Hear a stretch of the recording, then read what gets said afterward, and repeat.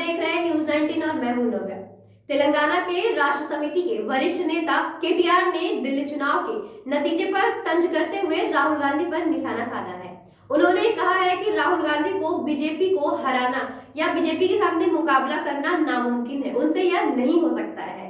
आइए देखते हैं इस खास रिपोर्ट में कि उन्होंने ऐसा क्यों कहा है। तेलंगाना राष्ट्र समिति बीआरएस के वरिष्ठ नेता और राज्य के मंत्री केटी रामा राव केटीआर ने दिल्ली चुनाव नतीजे पर तंज करते हुए कांग्रेस के राहुल गांधी पर निशाना साधा है।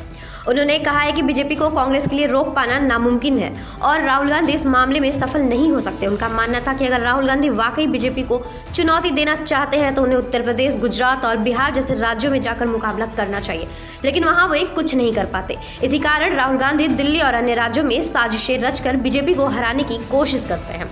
केटीआर ने राहुल गांधी को पीएम मोदी का सबसे बड़ा एसेट बताया और कहा कि जब तक राहुल गांधी राजनीति में सक्रिय रहेंगे, मोदी सरकार को कोई खतरा नहीं होगा। उन्होंने कहा कि आज के समय में केवल मजबूत क्षेत्रीय दल और नेता ही मोदी हैं और बीजेपी के खिलाफ खड़े हैं। जैसे ही कोई केसीआर, अरविंद केजरीवाल और ममता बनर्जी भारत जोड़ो यात्रा पर उठाए सवाल। केटीआर ने राहुल गांधी की भारत जोड़ो यात्रा पर भी सवाल उठाया है।